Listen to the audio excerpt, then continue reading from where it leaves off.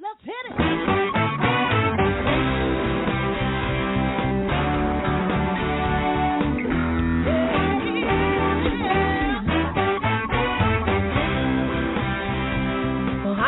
And welcome to Alzheimer Speaks Radio. I'm your host, Lori LeBay, and I'm so excited that you're joining us today. We are going to have a fascinating conversation as usual as we learn from people all around the world at all ages and stages of life. Stay tuned as we shift our dementia care from crisis to comfort. All right, here we go. What you think about, you will bring about.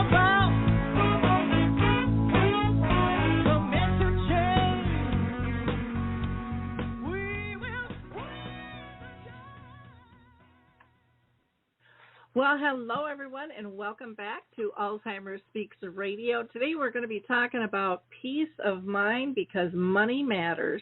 But before I introduce our guest, I always like to do a couple of shout-outs. And one I always have to just give gratitude to is the Mark Arneson Band. They are so kind to let us use their opening music, and I just love their song, Clarion Call. I think it's just really uplifting. For those of you that are new to Alzheimer Speaks Radio, we are about sound information, not just sound bites. We like to talk to real people who are in the trenches and who get this disease, and that means people all around the world. So if you are living with dementia, or if you are a family member, caring for a loved one, if you are a business professional, an author, a singer, a songwriter, a movie director, a researcher, an advocate, everyone has a place, because I don't think we can make sustainable change unless we are listening and being inclusive in the conversation.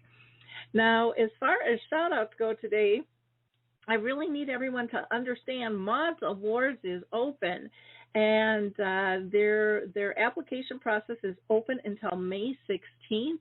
This is where you can apply, being an individual or an organization that is doing something great in the industry of dementia. How are you changing things moving forward? And you can win $5,000 to $25,000, not for what you're going to do, but for what you've already done. So go to maudeawards.org. And then on April 6th, our friends who made this documentary called Determined, Fighting Alzheimer's, is going to air on PBS. So make sure that you check that out. It's just a wonderful, wonderful program with great insights.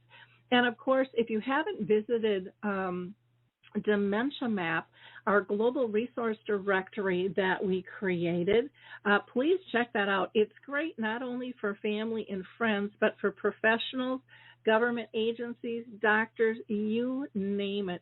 We've got over 150 categories that people can search. It's free to access. No information is needed to access that information. And if you want to be a resource on the site, you can easily sign up. There's a free one as well as two enhanced. And if you want a tour, because it's much more than just a resource directory, offers a calendar of events, a blog, a glossary of terms, and so much more, please reach out to me at radio@Alzheimer Speaks. The other thing I want to mention is support is so needed. And Arthur's Senior Care is still sponsoring Arthur's Memory Cafe, which we do the second and the fourth Wednesday of each month. So tomorrow at 1 o'clock, we're going to be meeting virtually again, and anybody is welcome to join us. Also, Brookdale North Oaks has typically an in-person group that supports the care partner, but also has respite for the person living with dementia. They meet on the last Wednesday of each month at 10 a.m. Central. We are going to be meeting virtually this month once again, just so that we have things lined up. We want to make sure that we've got that support, that respite support for people. And then on April 20th, Artist Senior Living is sponsoring a program I'm doing virtually called As the Cookie Crumbles. That'll be 5:30 to 6:30.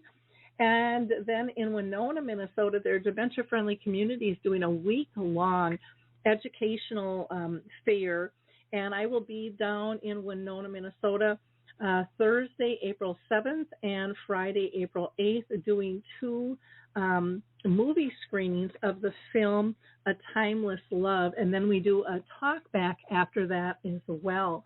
All of those are free. You can just go to alzheimerspeaks.com for more information there.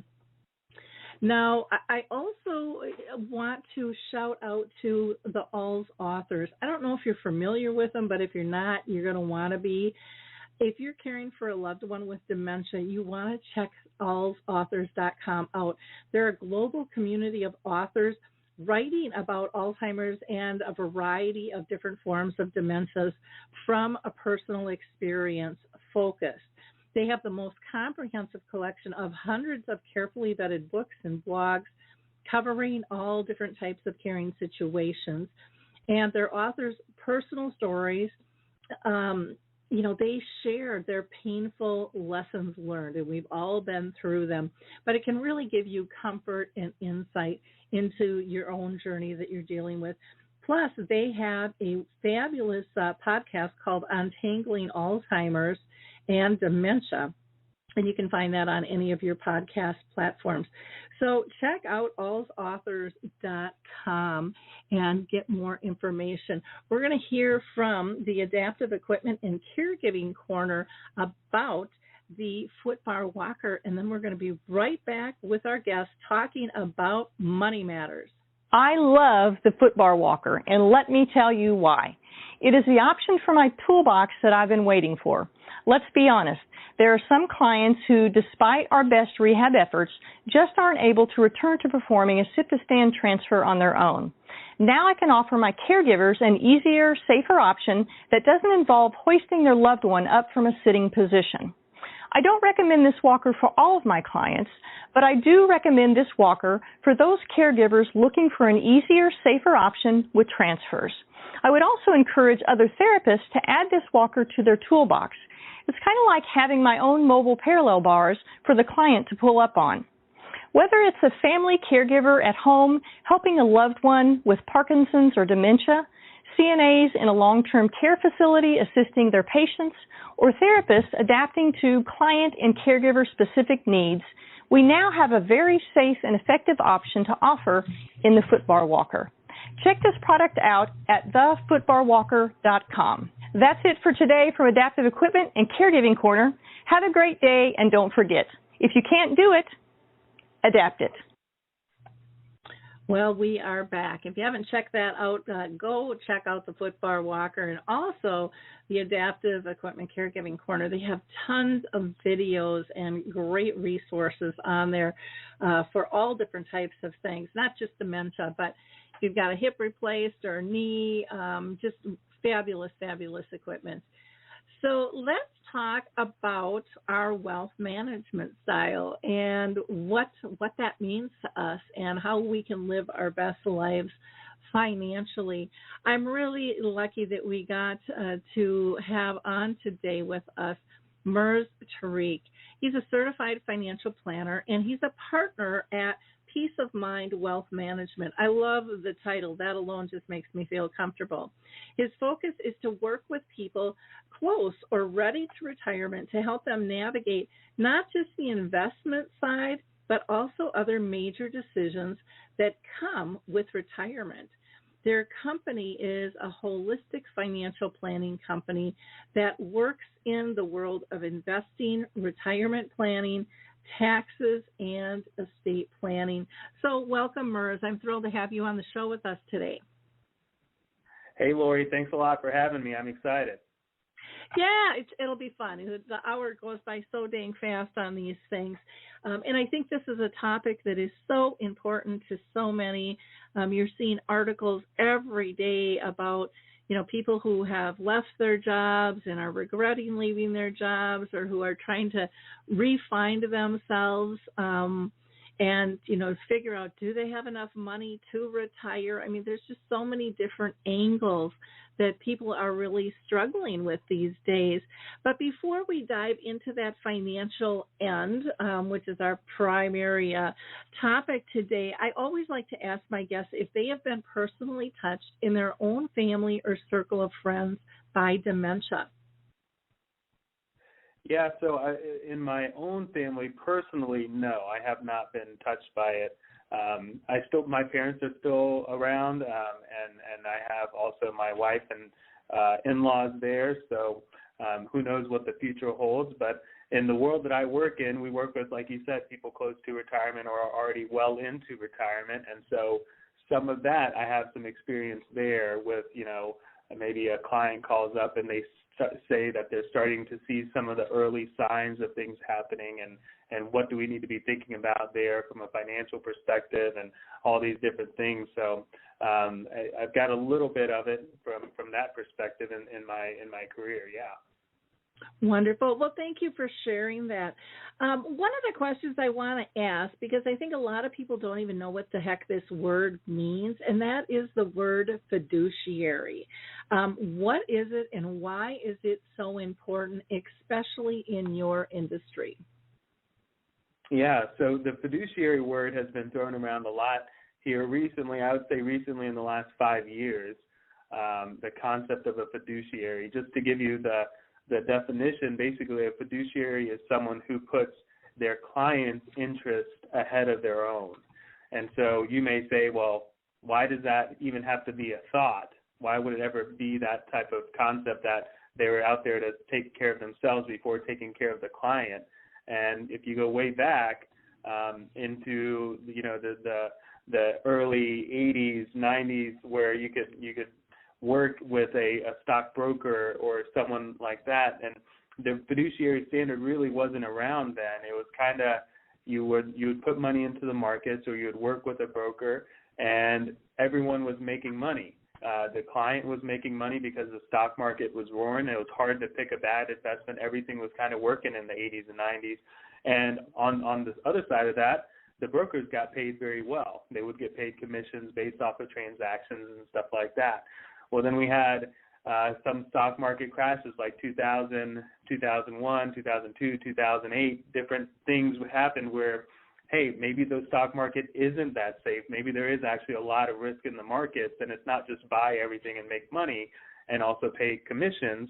People were happy to pay commissions when they knew they were also making money. So that's where the industry started to change, and they introduced the concept a little bit of this fiduciary advisor, someone who's required by law to put their client's interest ahead of their own. So what that means to the client is basically saying, if there is a recommendation that is made, maybe for a fund, maybe for an investment style, an insurance product, whatever it is, you know that the advisor is not self-serving in that recommendation.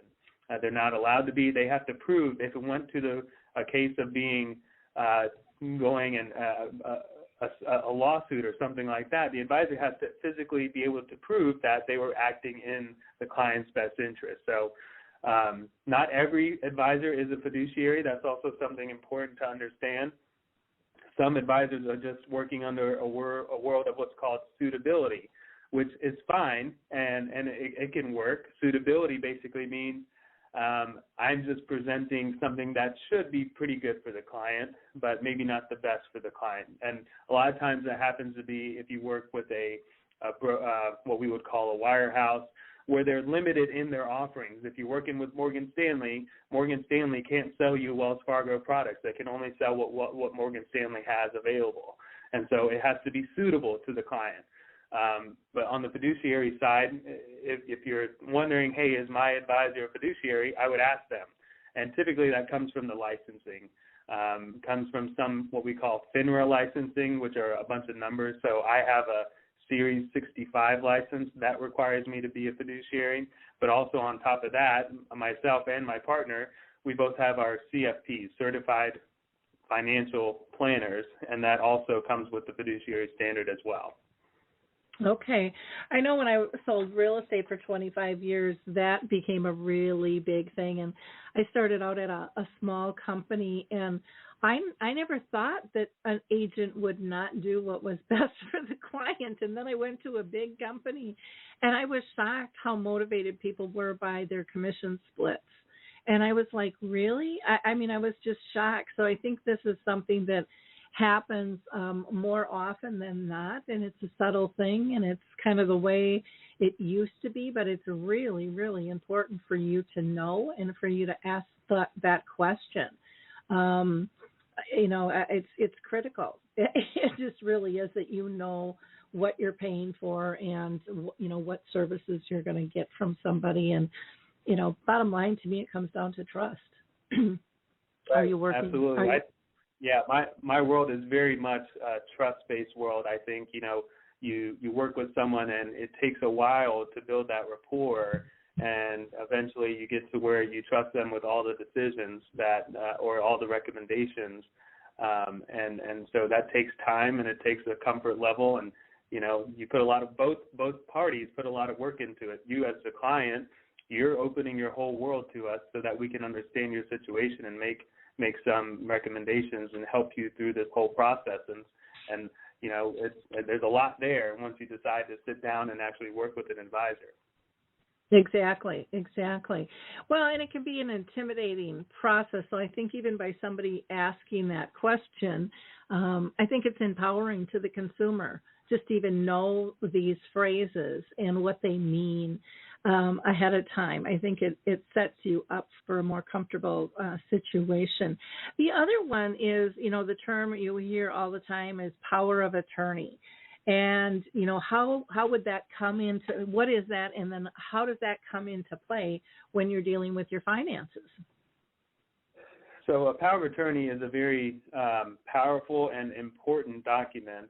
And there's various different types of powers of attorney. We don't need to get into all the nuances, but essentially the power of attorney, you're giving someone powers to make decisions on your behalf.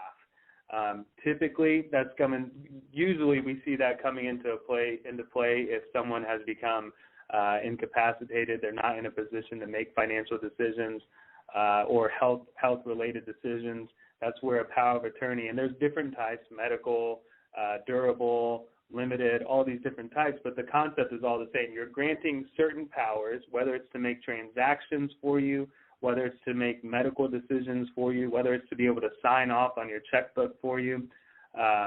You're granting someone that you hopefully trust to act really in your favor, in your stead, when you're not able to make decisions.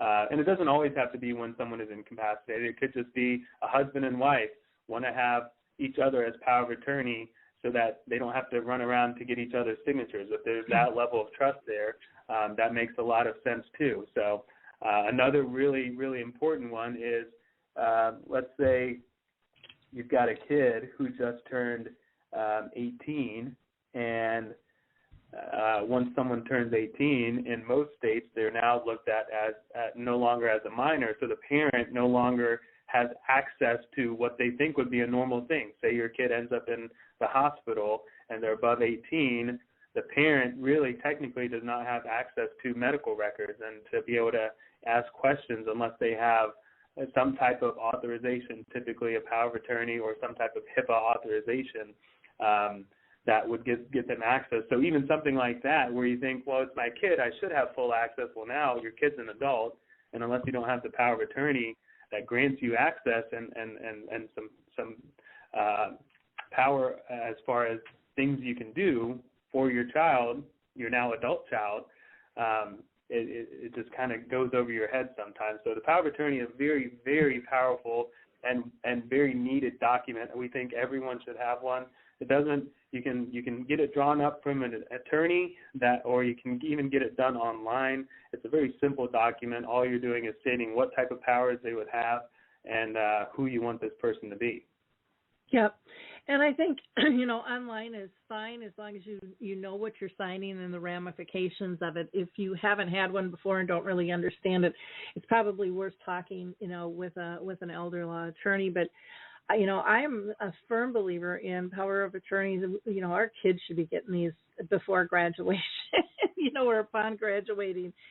because you don't know what's going to happen. Just like with your example of the husband and wife, you don't know when one of us might get in a car accident or have a heart attack or, and you need access to things, and then all of a sudden you don't know that you don't have access until you need access sometimes. And right. then it's too late, especially if someone's in a coma or uncapacitated, and it complicates things. It adds so much stress. So to have this in line ahead of time, I think just alleviates so much pain and so much stress when crisis hits. And sooner or later, it seems like it hits all of us at one time or another. So having those ducks in a row are really, really important. Why do you think it's important for people to really think out their retirement plan and have it be well focused? And for some people, focus, they think of going in and just, being very niche oriented, and others look at it as being real broad scope and taking in all the would haves and could haves that could happen in our life. So why don't you explain what you mean by focused retirement plan and why it's important? Yeah, sure. Yeah. So again, what we do in our office, in our firm, is we work with people close to retirement or already in retirement. So we look at that as a different stage of life than, say, your 30-year-old. Your 30-year-old is, maybe bouncing between a couple of jobs, but their whole goal and purpose, hopefully, is to start growing their wealth. So we would say that they're in the accumulation phase of their life, putting money into those various retirement buckets and trying to save as much as they can so they can reach this concept of retirement that is still 30-some-odd years away. That is a different type of planning. That is really accumulation planning. Where do we put money? What's the best place to put money? What funds do we use? And all these different ways to grow your wealth. Once you get close to retirement, though, you're kind of transitioning your mindset a little bit to, all right, I've done a good job. I've got some assets saved up. I'm a few years out from retirement, or 5 or 10 years out from retirement, but now I need my mind to shift a little bit away from the accumulation phase and now transition into the retirement phase, which is basically, we're going from accumulating to now potentially having to spend down our own assets, which is a whole nother conversation and a whole nother psychological type of thing to wrap your brain around, that you've been saving for 40 some odd years and now you got to start spending this money. That's a whole nother conversation. But retirement focus, we start to look at all the things, and a basic level of that is basically saying, hey, here's where we are, here's our age, here's what we have accumulated, and here's our goal of retirement, and whatever that age is. And now let's look at all the different things that happen in between and after. So some of the very common things that we look at there are, number one question is, can I retire at my goal age? So we answer that question, and it can bring up a red flag too. Maybe it may not work that you can retire at that goal age. Maybe you got to work a little bit longer, or maybe you retire, but then you try to find something part-time for a few years just to add a little bit more cash flow to your overall situation for a few years. That can be tremendous in the planning process. The second one is, so let's say I can retire. Now let's talk about Social Security. When do I take that? I can take it as early as 62. I can take it as late as 70. Everything I read says I should wait until 70 because that's the most I'll get from Social Security. But a retirement focus plan is going to help us really drill down as to what makes the most sense for that individual. When you read these articles online, they're really talking to the masses, and that's why things can get a little bit misconstrued that everyone should wait till 70. Well, that's not always the answer. Then we get into, well, if there's a pension, what's the best way to take the pension?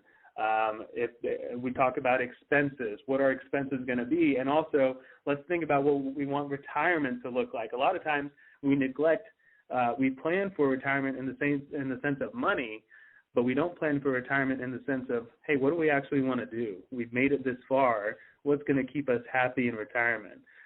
For some, it's I would love to be able to travel because, work was so busy. The kids kept us so busy. We got them out to college. They're successful now. We just want to travel because we weren't able to.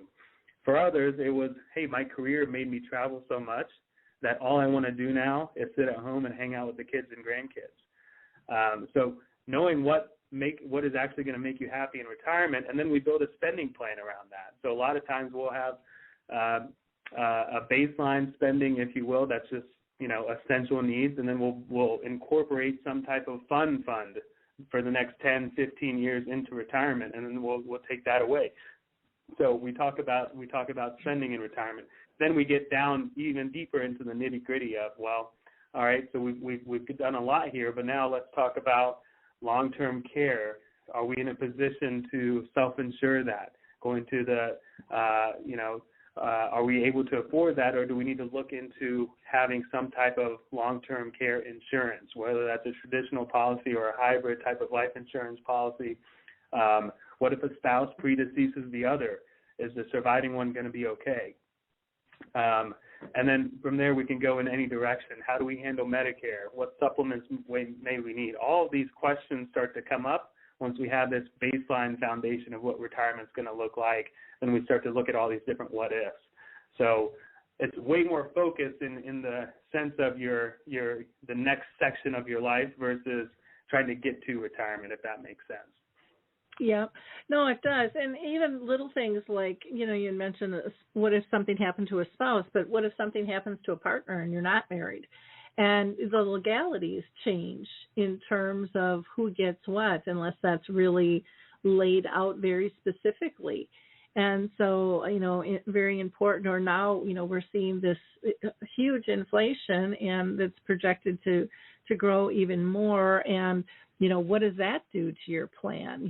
People should be reaching out to their financial planners probably again, and taking a scoop and go digging through everything again and going, okay, are we still okay? What's our risk here?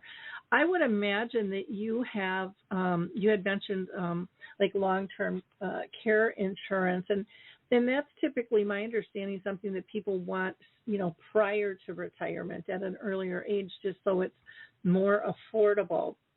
But maybe things have changed since I looked into it. What are your thoughts on long-term care insurance, especially for those that are dealing with, potential dementia in their family? Maybe they haven't had any symptoms, but, they're worried that, hey, this could be me next, or someone in my family. Right. Yeah, and that's a big conversation that we have. We call that's part of our advanced planning process. But long-term care, it's a tough one. Insurance in general is a very personal type of decision. You could throw all the numbers behind it that you want, but a lot of time, when the whole reason insurance is around is because we need to transfer risk away from ourselves. So that's why we have car insurance, because if something happens, we don't want to be fully on the hook for it. That's why we have homeowners insurance and all these different insurances. So the concept is transferring risk away, but we got to pay for that. And that's where there's really two types of long-term care insurance. So there's the traditional that you kind of alluded to, which is basically saying, and you made a statement here of let's buy it while we're young because it's more affordable. Well, that scope has changed a little bit, because people that bought it while they were young, say you bought it in your 50s and the rates seem pretty good. Well, the long-term care, the insurance industry in general, didn't have any idea as to how medical costs were going to go up at this exponential rate. They also didn't know and have any way of knowing, even though they're actuarially very sound plans, they had no way of knowing how long people are going to live. And so they're having to cover quite a bit of expense. And what that has resulted in is the person that got that cheaper rate when they were 50, they've experienced quite a few rate hikes over the years. And so to answer your question, do you buy it before you retire? It's really hard to say these days.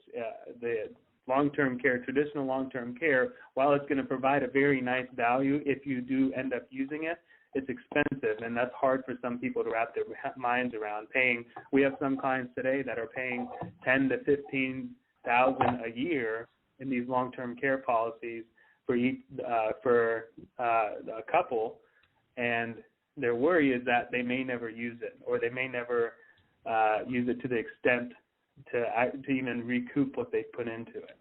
Yeah. So from there, take that concept of putting money in and not sure you're ever going to use it. From there evolved what we call hybrid plans that are essentially threefold. It's a life insurance policy, and what do you get with life insurance? Typically, you're going to get a cash value and you're going to get a death benefit, right? Well, they added on a third leg to these life insurance policies that are really access to your death benefit for a chronic illness or any type of long-term care scenario where you cannot do 2 out of the 6 activities of daily living. So it's nicer in the sense that you put money into this life insurance policy, but it doesn't disappear if you don't use it. It either you have access to it while you're living from a cash value perspective. It'll go to a beneficiary if you don't ever use it from a death benefit perspective.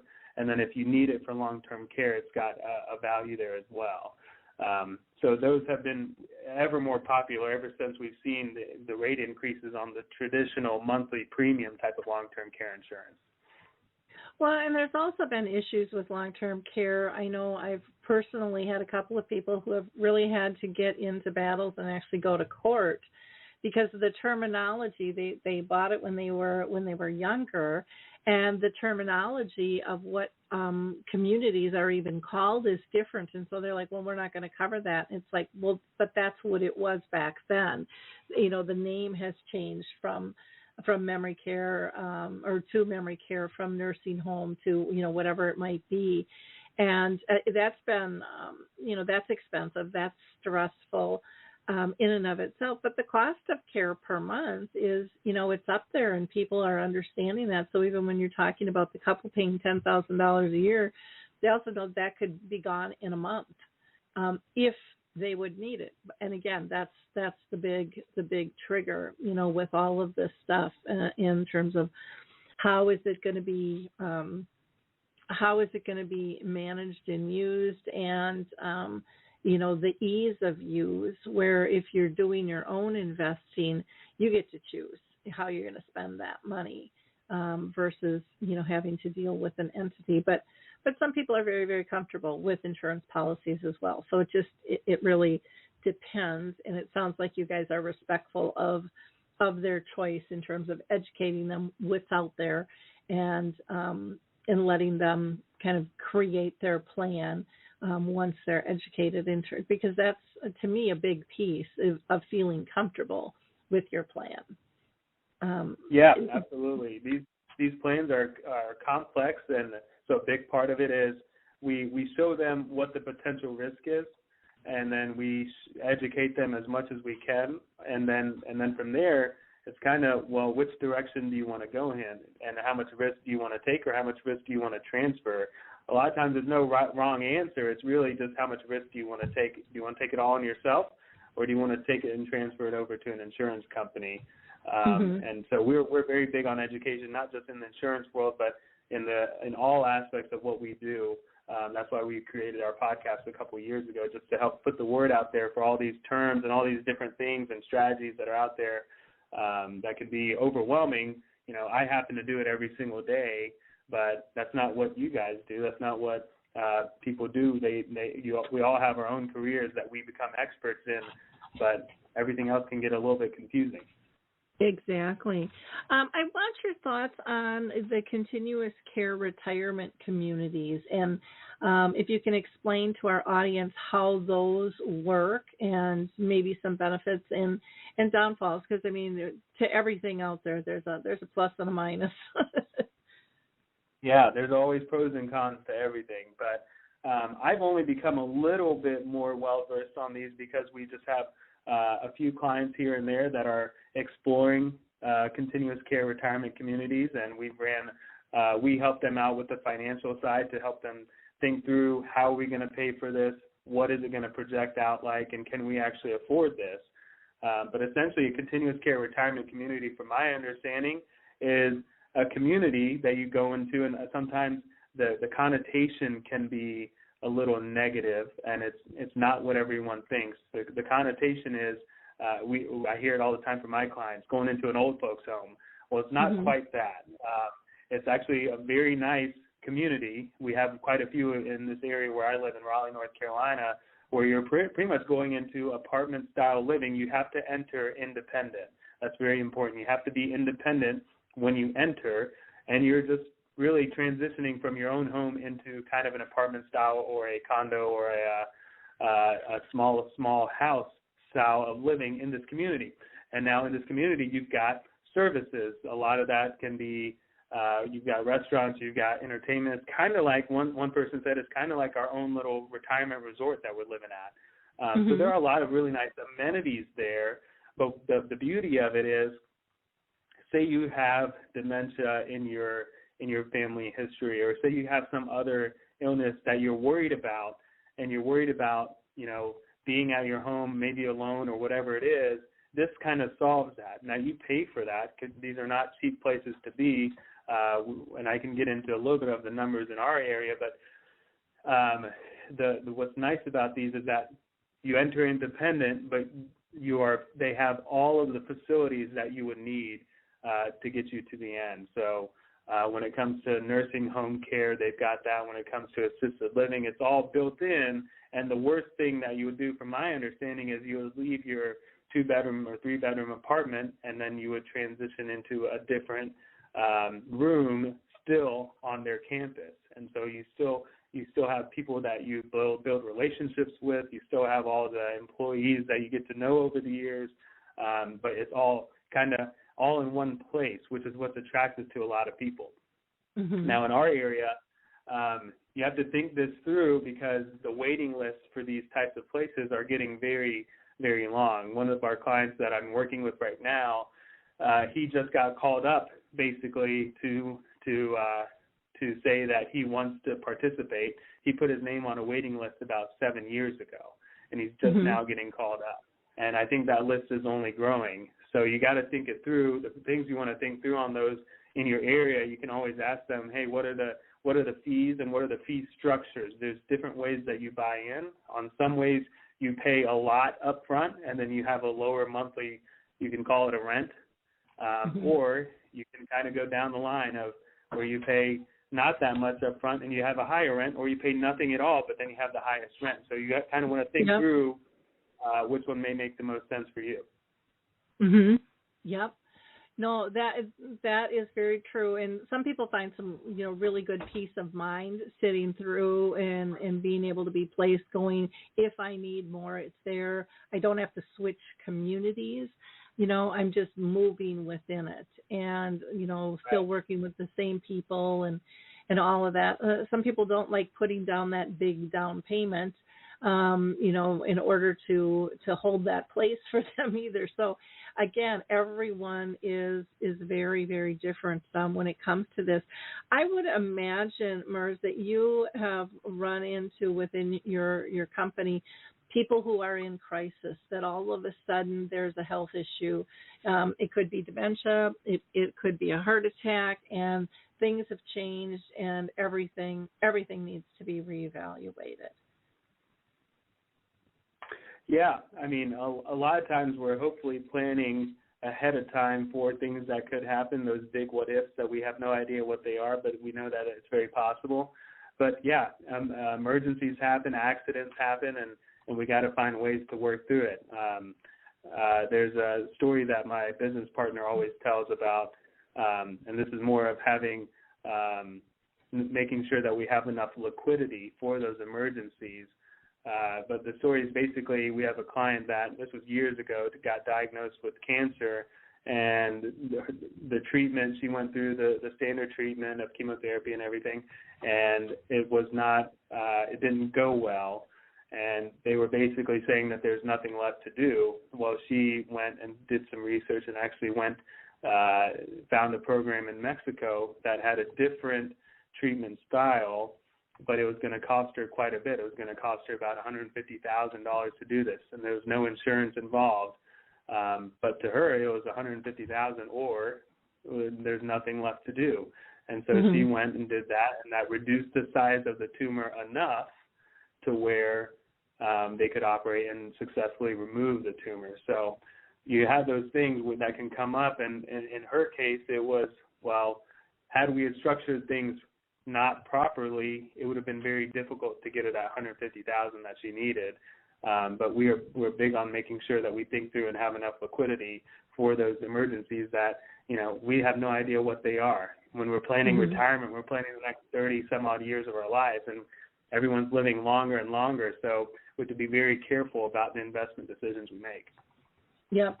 Yeah, I agree. And I think, sometimes when families are in crisis, it just complicates the whole process because people aren't sleeping, they're not thinking as clearly. So it's so important to have somebody that you trust in terms of working out your financial plans, because if you don't, that can complicate things even more so. And I would imagine you've seen people leave other planners and come over to your office. I mean, I hear those stories all the time where, they're just not a good match anymore. Or I'll never forget the day one person, I was doing some education for some financial planners, and so I was interviewing people living with dementia and their care partners. And one man said, I switched financial planners because I bring my wife everywhere I go. Though she's not able to be part of the conversation, I still want to know that financial planner respects her, will welcome her to the room and greet her and give her eye contact and still talk with both of us, even if she's not able to make it, to be the decision maker. And he said, I was so offended and so hurt because this is somebody he had worked with for a long time. But he said, I will not have my loved one be disrespected and myself because of our situation. And so he pulled everything he had out and found somebody else to deal with. Yeah, I mean, a lot of times it's in some scenarios it's one of the two of the couple that handles the finances, and the other one may or may not be involved in the finances at all. So a lot of times what we see is that someone's coming into our office because they want to have something in place just in case something happens to them. They're the one who handles the finances, and they want to make sure that they can find someone they trust while they're living, that if something happens to them, they know their surviving person is going to be okay. They're going to be well taken care of. And again, it all comes back to this idea of rapport building and trust building and being honest and transparent, so that, everyone can be on the same page, have the same expectations, and have a good experience together. Yeah. Well, and I think being educated in terms of, and again, it's just a real simple thing, in terms of dignity and how do you respect their situation and empathize with them and still be able to guide them at the same time versus having this discomfort. When I was doing some training, I'll just give you an example, and this happened when I was in real estate too, when I worked with the senior market. But when I was working with the financial planners, I found the same thing. I said, they asked me, well, what do people dealing with dementia need? And I said, they need resources. They need comfort. They need to be able to trust you and to explain things at their level, whatever that might be, because everybody comes waltzing in at different levels of knowledge with their finances. And I remember distinctly some planners came up and said, I'm not a counselor. I don't need to hear their story, and I don't want to hear their story, and I'm not going to be referring them out to anybody. That's not my job. And then I had other financial planners come up to me after I spoke in tears going, I totally understand what you're talking about. I've had a parent going through this, and we need resources, and I want to be that financial planner that also can give them a well-rounded connection to not only their finances, but their emotional and physical needs as well. I want to be able to be there to support them. So what I know your company has kind of a holistic look at that. Do you have a game plan, or do you refer people out to additional, like if it's a support group or an organization that just might be able to give them a little bit more because it's not your area of expertise? Yeah, and we'll be the first to tell people that when something is not the area of our expertise. But yeah, we have some contacts, and not necessarily support groups, but just ways that people can get a little bit more information. We've actually, because of our podcast, we interview quite a bit all over. So we just don't talk about finances.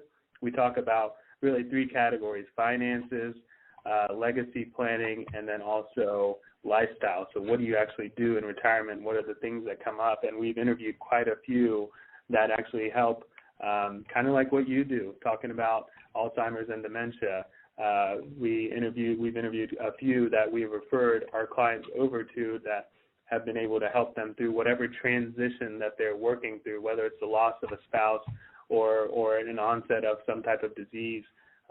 We've met those contacts throughout our podcast setup, and with the world that we live in now, I mean, I'm talking to you, and I'm in North Carolina, and I don't know where you're based in, but with Zoom and everything, you can pretty much talk to anyone that you need to, and it's way easier than it ever used to be. Mhm. Yep.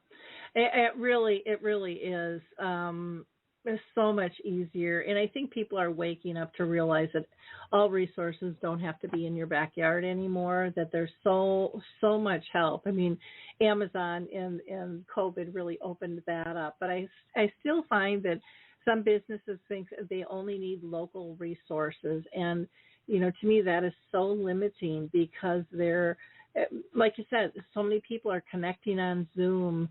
There's so many different ways to be able to communicate and lift one another, and different platforms. There's so many different choices in terms of how you get your information too. I mean, it's pretty spectacular, the changes that have happened over the years.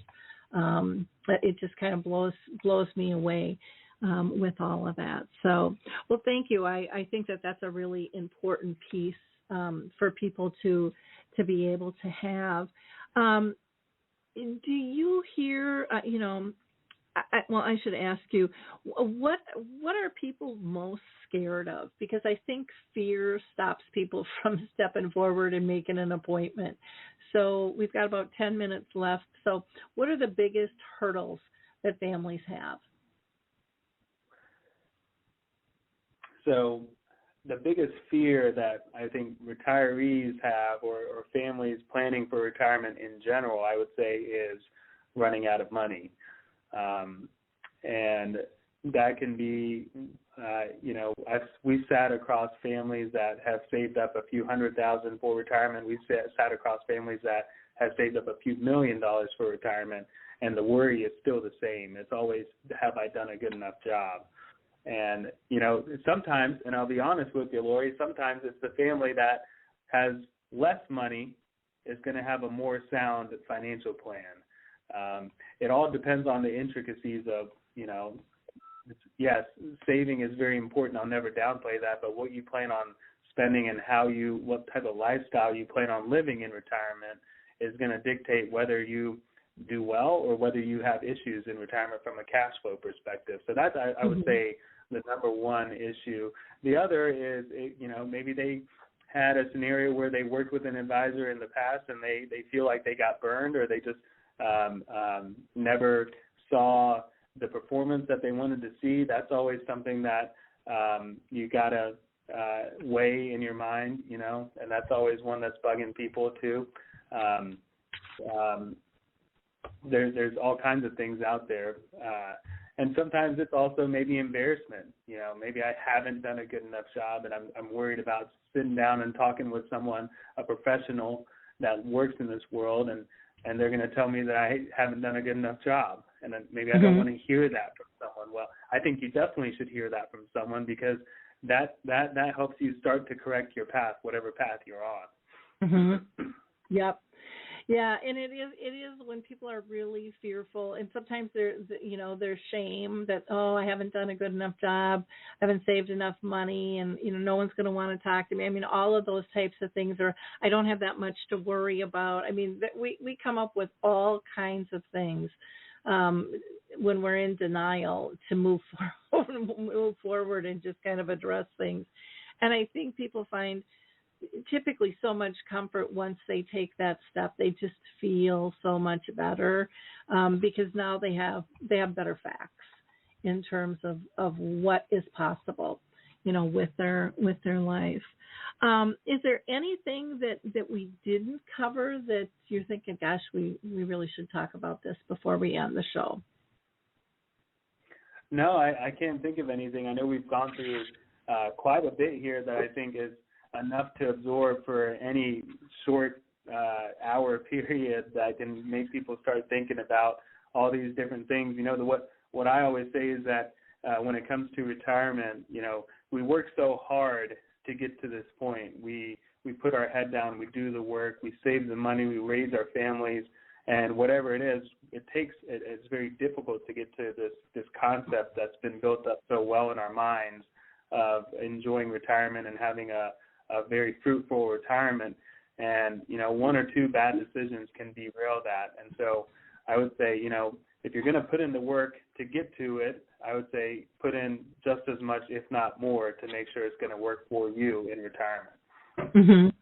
Well, and that's a really good point, because what works for your friend or your neighbor or, another family member may not be even relevant for you and what's important to you. And I think that is, people get so comfortable sometimes with referrals, and I think referrals are great. And again, I'm going back to my old days when I sold real estate, but, I would tell people, what worked, a personality style is also important in who you're dealing with. And that personality style might have worked great for your great Auntie Kay, but it's not necessarily going to be a great fit for somebody who's in their 20s or 30s or even their 50s. So I think personality style is really important too, that you feel you're heard, that you feel comfortable, you don't feel intimidated or less than, because you're there to partner with this person to create the best possible plan. And so I sometimes think that is overlooked as well when people are going through any process, if it's a financial planner, if it's selling their house, it could be a million, zillion different things. Don't push aside your comfort, because sometimes you can also get a gut alert that your instinct is telling you, hey, this isn't good for you, and you're pushing it off to something else. And I think that's key too. And it sounds like you guys are really, with your holistic approach, very relationship based. Sounds like you're good listeners and asking, powerful questions so that you can develop the best possible plan. So I thank you for taking time to be with us. I am going to give a plug for one other organization, and I don't know if you've heard of them, Murs, but this might be something that if your company is not aware of, that you might want to kind of just put in your toolkit, and it's called Careful. And the website is getcareful.com. And what they do, and this happens often with people dealing with dementia, is they're not as good dealing with their finances as they used to be. So they may not have paid their bill for 5 months, and all of a sudden the power is going to get turned off.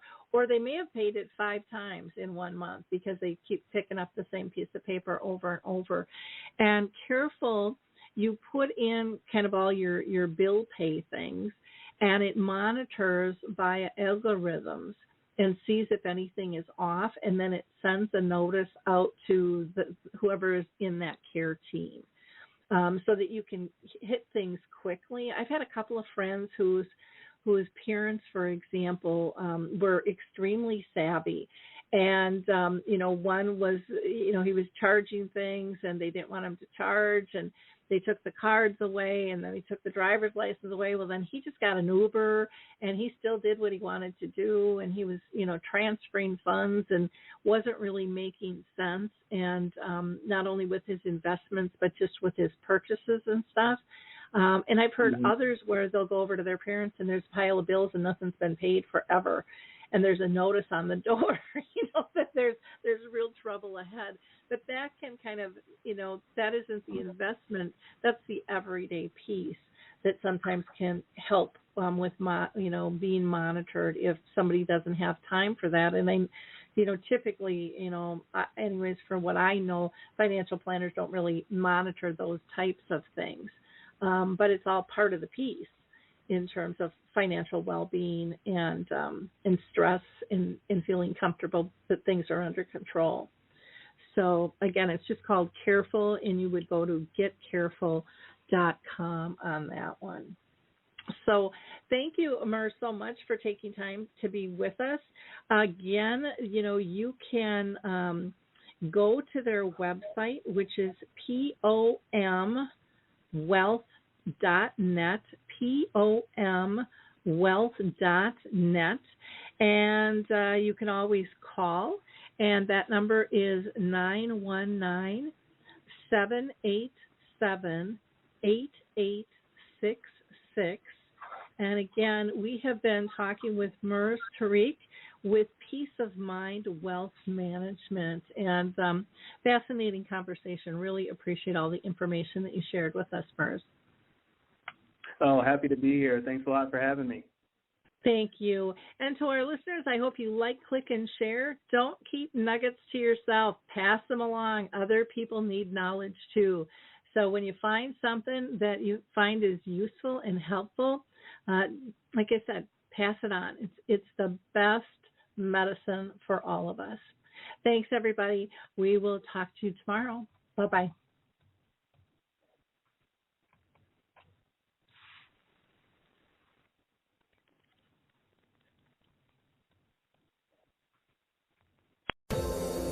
Hi, everyone. This is Meredith from the Senior Fitness with Meredith podcast, where I discuss all things for seniors, from fitness, your health and wellness journeys, how to be all over strong and beyond. I also have my mini podcast called Motivation with Meredith. It's a great, quick motivational pick-me-up for your days. Join me, listen now, search for Senior Fitness with Meredith on your favorite podcast platform.